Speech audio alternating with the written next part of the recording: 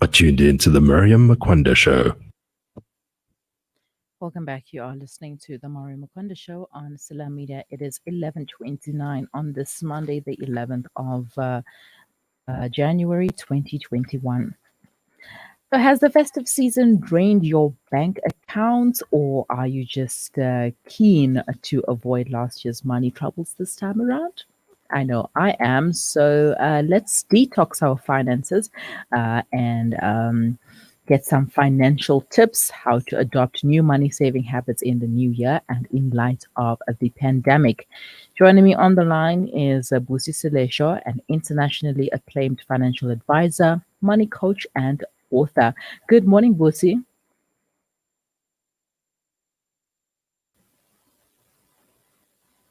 Hi, Busi. Right. I think Busi has just got some technical issues, but that's okay.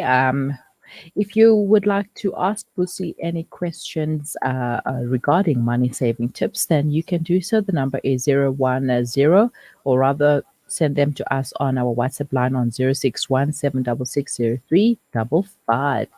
And if you'd like to call us in studio, the number is 010 880 2396. She is back. Good morning, Busi. Morning. I hope you're having a great day. Yes, having a wonderful day and compliments to the season. Oh, thank you so much. Same to you. All right. And hopefully this year will bring about new blessings, new everything. And last year was a bit of a difficult one for us, but inshallah, God willing, we will come out of that financial rut that we were stuck in last year. So, first of all, how do you start the new year off financially? Yeah, hey, you are correct. Last year was kind of hectic for all of us. And I think the worst thing was that, you don't know when it's going to start, when it's going to end. You just have to wait for the next, um, probably what the president says next. Hmm. So, and that is one of the things that is mostly frustrating. I mean, of course, we've had years and we've always known that there is a time in a year where things are just not coming right. But at this moment, you're not sure when that is going to happen. So that is why it is quite important for all of us to be almost like ready. If you have um, payments and uh, well, things that you know for sure that you're not going to be able to cover, it is good to start making those calls and arrangements, making Hmm. sure that you let those people know that you're not going to be able to do this. Maybe work is not going well, maybe the business is not going well, because that helps you to not stress, but also it helps them to sort of not bother you, because then the more you panic, the more things go wrong. So I'll say New Year, just try to look into your finances. If things are going well, then it's fine. If things aren't going well, start making those arrangements. A lot of people don't make the arrangements and they find themselves owing way too much. Because when you haven't done the arrangement, they put too much interest. It just gets worse quick. But if you are seeing that the year is not starting so well and you see that there are things that you're not going to be able to afford, start making the arrangement. The best thing to do is making the arrangement yourself, and then later on going to somebody who's gonna do for you a those uh Hmm. rehabilitation and all Hmm. that, because then it costs you more and it takes longer for you to come out of those consolidations and all those type of things. They cost you more. So start talking to people who you think you cannot be able to pay. Tell them as early as possible, because then it saves you a lot of money. Hmm. Yeah, no, that is true. And now, because we are in the new year, and people always like to make resolutions during the new year. What are or or rather, how do you set realistic financial goals instead of saying, okay, I'm going to set a resolution, New Year's resolution this year, I'm going to save a little bit more than what I did last year, or this year I'm going to actually start saving. So how do you set realistic financial goals? Yes, those are quite important. And again, I mean, every year is different. So every year it could be like, I'm having a great year. I want to save a lot, or I want to pay off my debt. So that is one of those big goals that we all should have. So if you are having a lot of debt, there's no point in saving, because you when you save, saving helps you to gain something, but owing a particular company, the more they put on their interest, the less you even get on your savings. So it's better to focus more on the paying off the debt than saving. So one of the biggest things that I think any person could do when they get in is to say, how far do I want to take this debt? You know, especially small debts like credit card, overdraft. Those are the ones that cost you the most. Not home loans, personal loans. So the debts that you know that it's okay sort of to have for a longer period is, of course, your house and your car. But even in your car, the more you pay, so if you pay an extra 300 Rand every month, you cut yourself a lot of cost in terms of interest. So the one goal that is important that I would say everybody should have is to pay off their debts.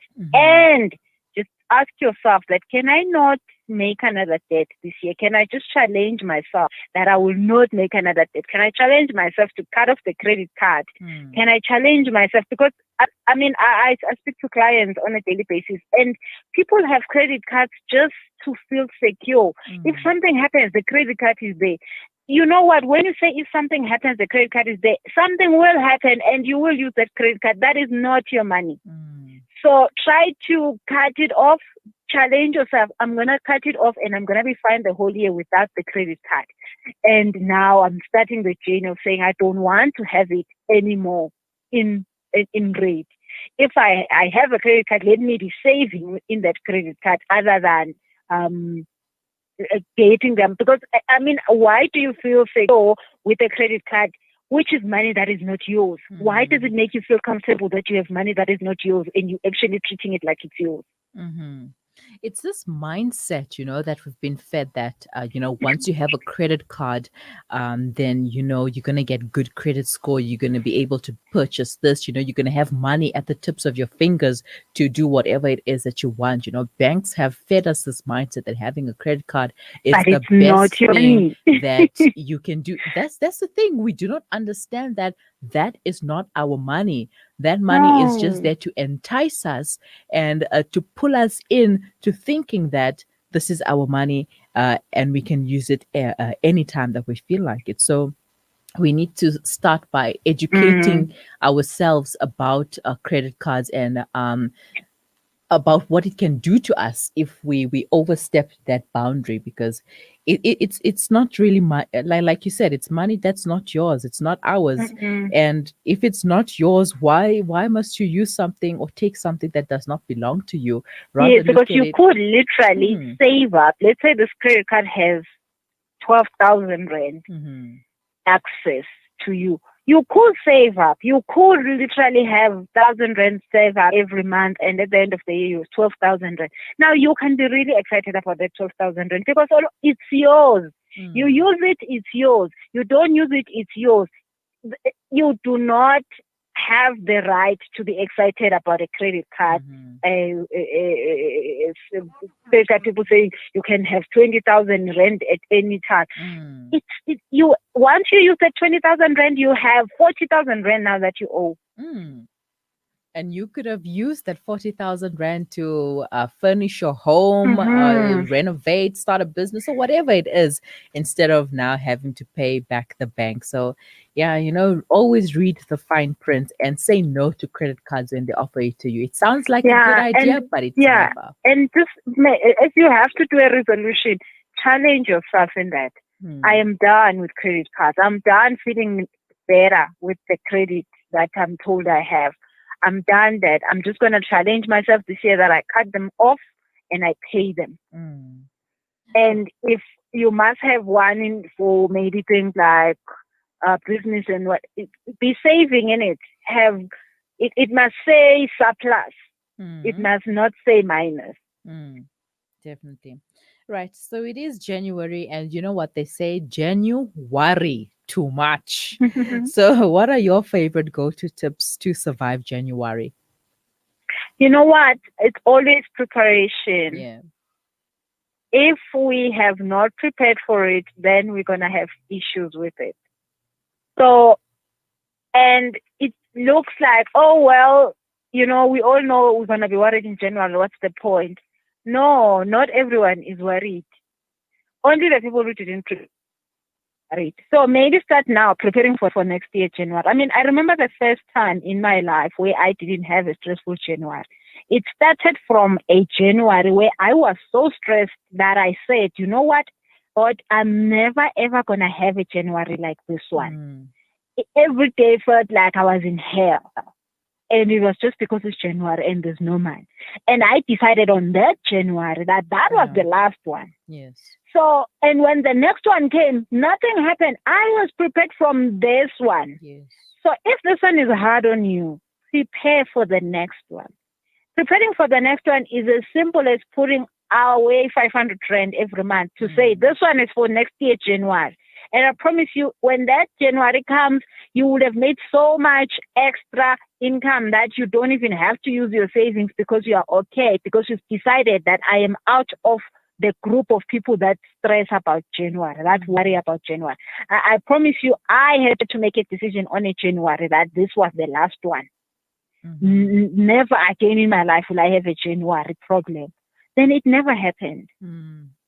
I think what people tend to do is once they get their December pay, they tend to forget, they forget that there's January, and they forget that there's debit orders that are going to probably click in at the end of December, and they just spend, especially when it comes to bonuses as well. We see all this money, we get so excited, and we're like, yes, I got all of this year, so I'm going to do this, I'm going to buy that, we're going to go here, we're going to eat there. And we totally forget about January. So the first thing that we should do, save up money, put in your savings account like you just mentioned. But also what I do is I calculate the money that I'm going to be needing for transport for January and put that aside as well. So that when January comes, then I know that at least I have transport money to go to work. Preparation. It's very important to prepare for this. And as the saying goes, if you fail to plan, you are planning to fail. Yeah. Right. Busi, I got a question here from one of our listeners that would like to know about asset investments. Is now the best time to get into asset investments? You know what? At the current moment, it's a time for buying. So, because the market is down, so you will get things cheaper, which means that you had saved up at some point. So, but getting an asset that you are buying, it's a very good time. But going and taking your money and putting it into savings is probably not the best time because all interest rates are low. So at this moment, even now, if you're buying a house, you're going to get it at a low interest rate. If you're buying a car, you're going to get it at a low interest rate. So it is, but if you're buying a car, that is going to be an asset because this car is you're going to start to Uber people around, or maybe you're going to start to use it as a furniture moving van or truck. It's a very good time to do that. So it's time to buy assets. In terms of investing, most of the numbers are down. So it is time to take what you've been saving and go and buying an asset that's going to make you money. All right. Busi, thank you so much for your tips and anything that you have going on social media now. Yeah, I've got a YouTube channel where I load a lot of conversations around what's currently the energy that we have right now, energy for 2021, energy for this month. So make sure that you just go into YouTube and type in Busi Selesho, then you will see the videos there. And I've got a program that's starting next week for ladies. It's called it's a goddess program. I'm talking to ladies about getting back their power, getting back their magic, getting back that manifestation power that we have as women. So if you'd like to join on that program, check my Instagram account. The details are there. All right. So thank you so much, and have a wonderful day. Thank you so much. Have a lovely day. Thank you. Bye-bye. That was internationally acclaimed financial advisor, money coach, and author Busi Selesho taking us through adopting new money-saving habits in the new year and in light of the pandemic. And it is very important to plan, not just with your money and your savings, but with your life in general. Just plan, write things down, have a year planner, have a weekly planner, have a daily planner. And tick down the stuff that you've done and the stuff that you would like to do. Because if you don't have a plan, if you fail to plan, you are planning to fail. So guys, it all comes down with the plan. You can purchase a financial planner at a store, or you can just create one of your own. Get an A2 size paper, get some sticky, those colorful, what they call it, pastes or something like that. Anyways, get those little colorful pasted little pieces of paper that you can create a year planner on, your daily planner, your weekly planner. Write things that you want to do this week, and set your weekly goals, set your monthly goals, set your yearly goals, and work towards something that you want to do. If you want to start a business, have a plan. If you want to buy a car, again, have a plan. You want to buy property, assets, have a plan. But whatever it is that you need to do, it is a plan. And don't just sit on your ideas and thinking and stress on how you're going to do this and how you're going to do that. The world is your oyster, and Google is there. You can Google for some advice, some tips and tricks on how other people are doing it out there. But, you can't just say, this is my year, and 5 months or 3 months down the line, it happens to not be your year anymore. Make it your year. Otherwise, you're just going to be saying, that's my year, and it does not become your year. So it starts with you. You need to start doing and stop sitting. All right, that was my 2 cents worth of motivation and advice. I think I should also become a financial advisor now. Okay, we'll cross that bridge when we get to it.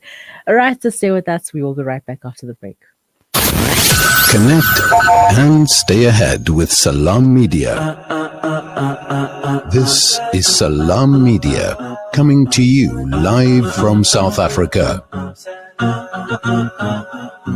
Osman's Taj Mahal Spice and Rice. For over 80 years, Osman's Taj Mahal have been perfecting the art of the perfect blend of spices, pure, aromatic, and well-seasoned. Spices to tantalize your taste buds. From creative cuisines to gastronomical gourmet goodies. From exotic odors to traditional dishes, Osman's Taj Mahal have remained synonymous with quality spices and condiments. Taj Mahal rice, beans, and lentils. Try our range of chili bite mixes, rose and ilachi syrup, our quick and easy biryani pack, and our traditional range of spice blends. Osman's Taj Mahal. There is no substitute for quality. From the townships of South Africa, the refugee camps in Syria, or orphanages in Yemen, the eyes of the needy speak volumes with just one glare.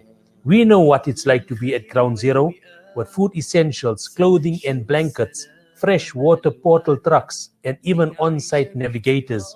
We use every cent to better their tomorrow. Become part of our journey to bring relief to all. Go to www.ashrafulaid.org or call us on 011-809-8181. Ashraful Aid, under the auspices of Maulana Suhail Wadi.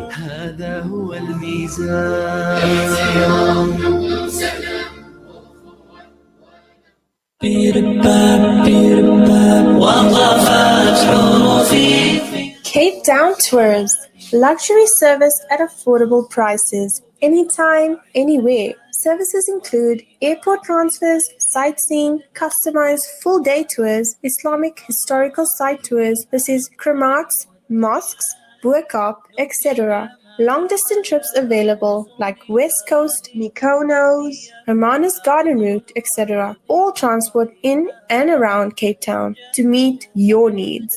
Very versatile and flexible. Safe and reliable transport in an air-conditioned luxury car. Contact Gulam on 071 346 7069 or 074 191 6144. ولأجلي أشواق الحروف تأنقت. Med Medicine Depot Retail Pharmacy and Emergency Medical Depot. Conveniently situated in the Med Medical Center, Corner Burger and Boshoff Street, Pietermaritzburg. We provide safe, affordable and convenient medical facilities. Open till 10 p.m. every day of the year. We have a full house clinic that operates from 2 p.m. to 7 p.m., which is run by a qualified sister. The clinic offers immunization, vaccination, wellness, general consultation, and more. Call Med Medicine Depot on 033 3421 200. Med Medicine Depot, your pharmacy of choice. Listen to something fresh. Listen to Salam Media, your humanitarian broadcaster.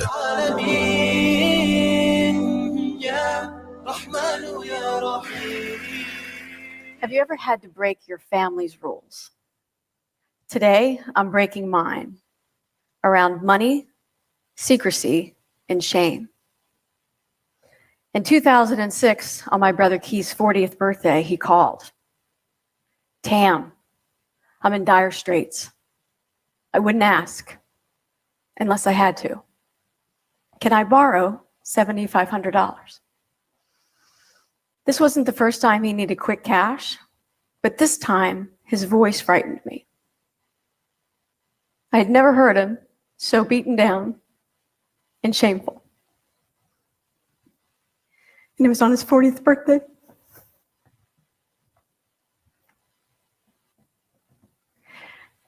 After a few basic questions that we would all ask, I agreed to loan him the money, but under one condition: that as the financial professional in the family, I wanted to meet with him and his wife to see what was really happening.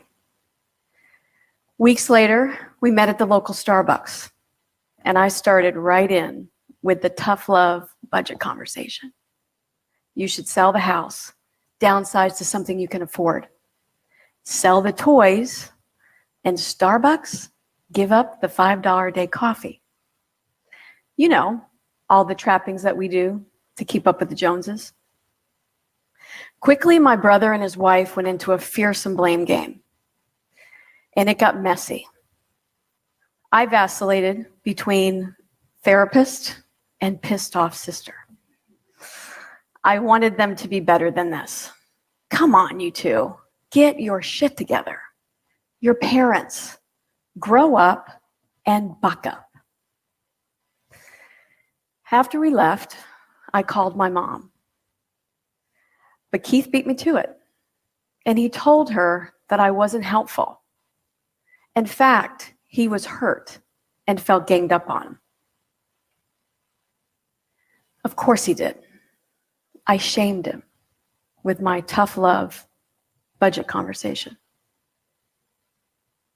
2 months went by when I received a call. Tam, I have bad news. Keith committed suicide last night.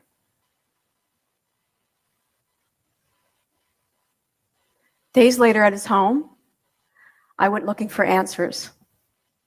In his office, the garage, there I found a stack of overdue credit card bills and a foreclosure notice served to him on the day that he died.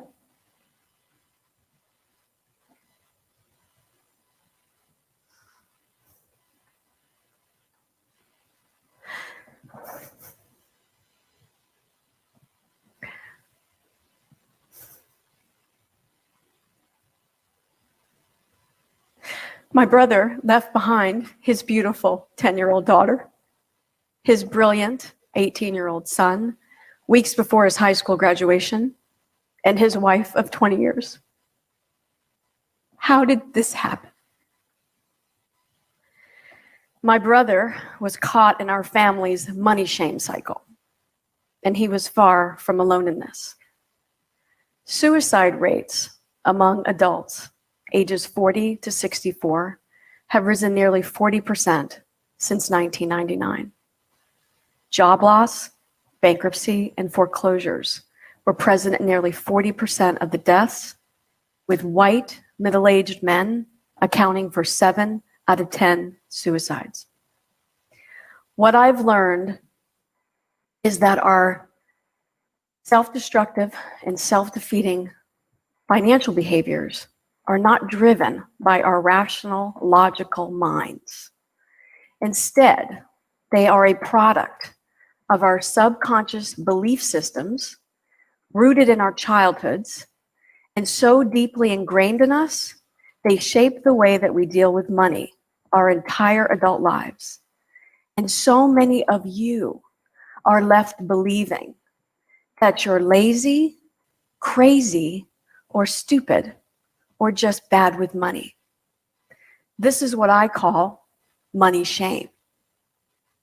Dr. Brené Brown, a well-known shame researcher, defined shame as the intensely painful feeling or experience of believing that we are flawed and therefore unworthy of love and belonging. Based on this definition, here's how I'm defining money shame.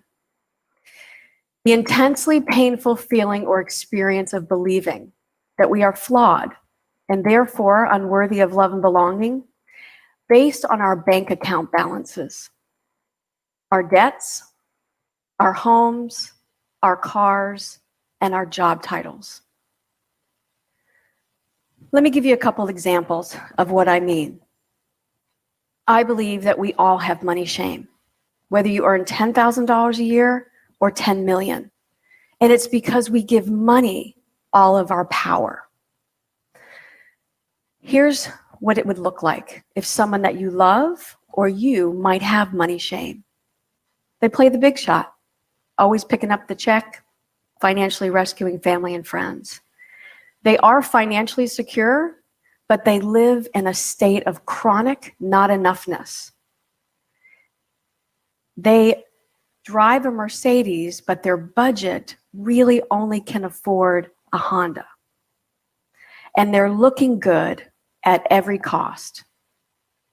I know that we can break free from the grips of money shame because I did. Shortly after my brother's death, the recession hit. I lost my business and faced bankruptcy. I was terrified. I stayed in my home for a year thinking I did something wrong. Told myself, what did you do? What happened? I stayed silent. While all along, I went outside and smiled. Nobody knew. That's money shame. So what I had to do was let go of the grip that I had on knowing all the answers. I was the know-it-all in my family. And I had to give up the idea that a new financial plan was the solution. And so just like everything in my life, for me, I was sent a human to help. And I accepted the help. But I had to do major self-inquiry about my family's money history and my money beliefs. We have to start having this conversation. Money can no longer be a taboo topic. We have to get honest with each other that we're suffering with money issues. And let's get real. We have to stop numbing out our pain. In order to uncover the painful parts of your money story and your money history, you can't be numb. We have to let go of our past in order to be free. Letting go of the past happens through surrender, faith, and forgiveness. Debt is the tangible manifestation of not forgiving. If you have debt, you have not completely forgiven your past. So it's our work to forgive ourselves and others so that we can live freely. Otherwise, our history will continue to repeat. This is not a quick fix, and I know we all want one, but it's a slow wake up. This is another level of work. We have to go higher to get it, to get at it. So try this. Follow your dollars. Your money will show you right away what you value. Where is it going? And then ask yourself, do I really value all this stuff? And get curious about what you're feeling when you're spending. Are you lonely? Are you bored? Or are you just excited? But there's deeper work that needs to happen. How did you get all these money beliefs to begin with? I call this your money autobiography. And as a money coach, this is the first step I take with my clients. Think back to your earliest childhood money memory. What did it feel like when you got money? Were you excited, proud, or confused? And what did you do with the money? Did you run to the candy store or did you run to the bank? And what did you hear your parents say? And what did you see your parents do with the money? My brother and I heard, more money will make us happy. Every day, more money will make us happy. And we internalized that into the money belief that our self-worth was equal to our net worth. As we watched our mom live in a state of chronic not enoughness, and she numbed the pain with sugar and shopping. So what did we do? Keith played out my mother's life. He was an under-earner, longed to be financially rescued, and he numbed out the pain with alcohol. I did the opposite.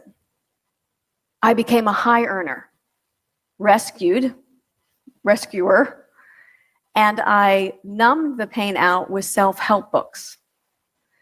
But what we had in common was our money belief. We both believed that our bank account balance was equal to our self-worth. Looking back at the Starbucks meeting with my brother, he didn't need a budget in my judgment. He needed a breakthrough from his suffering, and he needed my compassion. Keith was not able to be the one to speak up and break our family money shame cycle. So he left me to do the work and share his legacy. Change is difficult.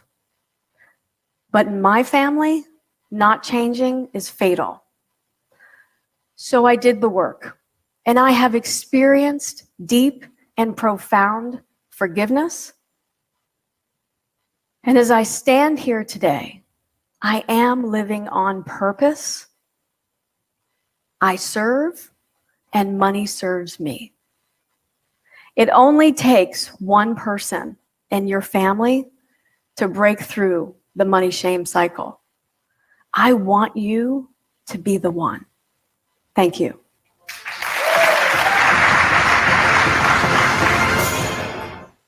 This is